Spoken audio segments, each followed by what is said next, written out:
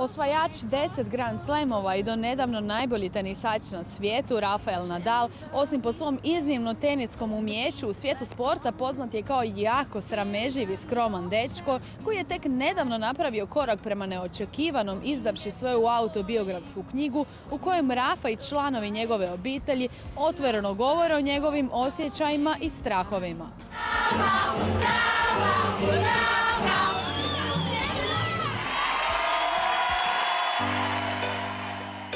In the book, your mother described you as a very sensitive person, full of fears. First, that you have a fear that you can't sleep with the light off. Exactly. I have to admit that the situation with me is the same. Then your sister said that you can't swim if you can't see the bottom, of the sea. And the third fear is fear of animals. Could you explain me each fear? Well, that's coming from a kid. No, when I was a kid, especially when the night comes and I have to go to sleep alone, was a problem for me. But still a little bit today, not like before. But I always like to go to the bed with the TV, with the computer, having some light there or distract me. If not, I think too much and I cannot sleep. The rest things I am improving. I can swim now without seeing the bottom, especially if I am doing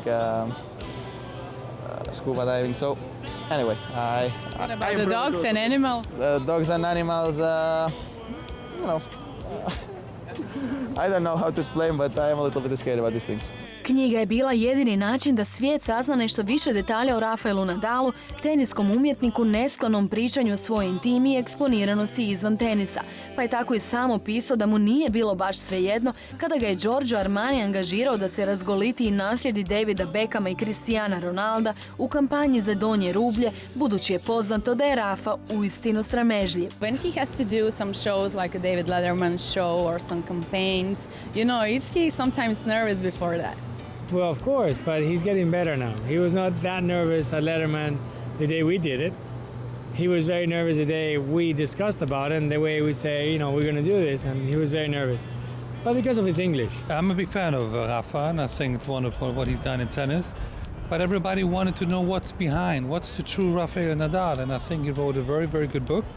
I can recommend it. It's a great read, where he speaks openly about his ups and downs, his difficulties and his good moments. I think it's an example of a book for many young players when they want to learn and want to see behind the scenes of a successful tennis player.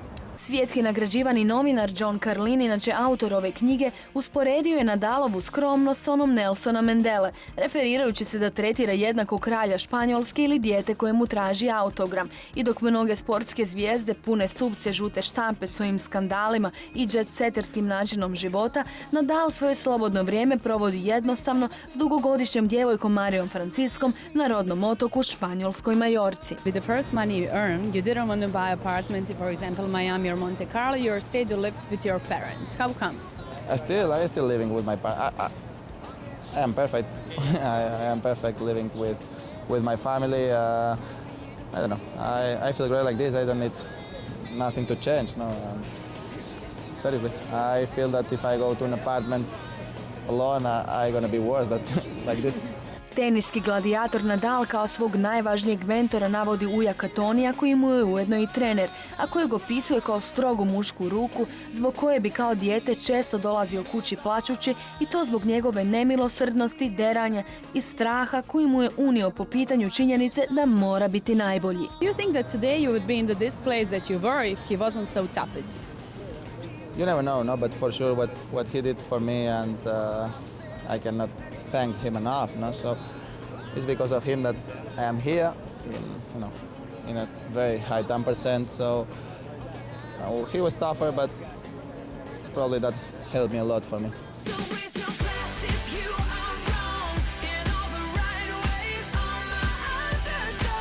The most valuable thing, once you take away the results, is that he's managed to stay pretty simple, pretty normal. Obviously, it's difficult to do that when you are 25 years old, when you win 10 Grand Slams. This world is for a few years. After you come back to the normal life, no? And if you go too high, you have to jump from too high, and you will have a problem later. No, I believe that everybody wants to see you now, wants to meet you, but that's because because you are a famous tennis player, not because of you. So just knowing that, everything is a little bit easier, I think. Ovaj osjetljivi Španjolac priznao je da se bori sa strahom da se nešto ne dogodi njegovoj obitelji. Također kao najveći uzor naveo je svog oca jer mu je pružio stabilan dom.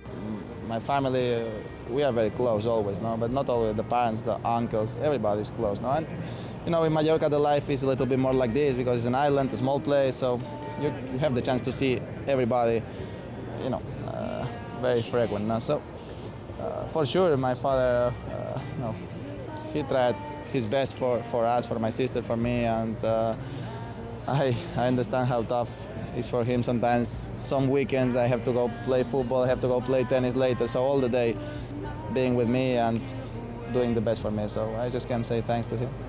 Cijela familija Nadal zajedno s ostalim fanovima iz cijelog svijeta bodrili su prošlogodišnjeg osvajača US Opena, kojem je ove godine titula izmaknula zbog istog suparnika.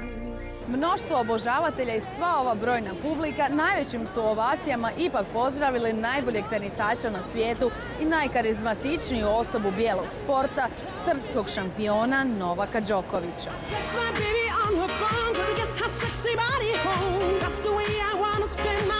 U posljednjih 4 godine sam dosta toga proživao kao teniser i kao osoba, ali mislim da je to bio jedan period sazrevanja.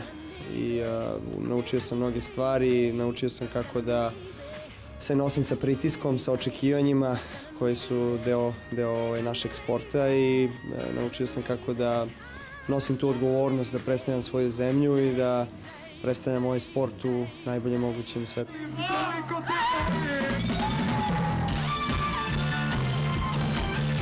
In this moment, apart for sure of the tennis magazine, TV and so on, I think that the fashion magazine is very, they put a lot of attention on knowledge, as you say, Vogue, this kind of JQ, Men's Health. Novi miljenik Ane Vinturi, zvijezda koju obožavaju Robert De Niro, P. Diddy ili Jay Leno, osim tenisom svijet osvaja svojim imitacijama i šovima koje uredno sprema na treninzima, tiskovnim konferencijama ili mečevima. Kakvog je okusa Wimbledonska trava? Jel se da napravi neko jelo od nje? Na salatu. Pa pričao sam sa majkom i ona, eto, dao sam je jednu novu ideju, novi zadatak da u budućnosti napravi Wimbledonsku travu. Nije baš bilo nešto mnogo ukusno, iskreno.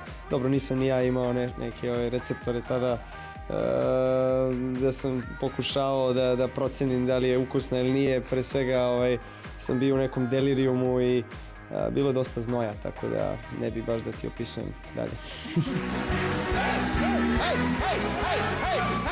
Mislim da je tenis trebao nekoga ko Novak i mislim da je pun energije i meni je zabavno sve što radi i to imitiranje. Možda da mene imitira bi rekla i ja.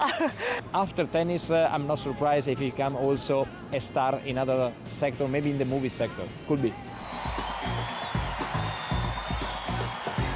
A nakon ovih teniskih legendi u sljedećem red carpetu pogledajte kako se ostatak teniske elite zabavljao na US Openu, pa će tako pred naš mikrofon stati Marin Čilić, Ivo Karlović, Roger Federer, Iva Majoli, Caroline Wozniacki i nenadmašivi Boris Becker.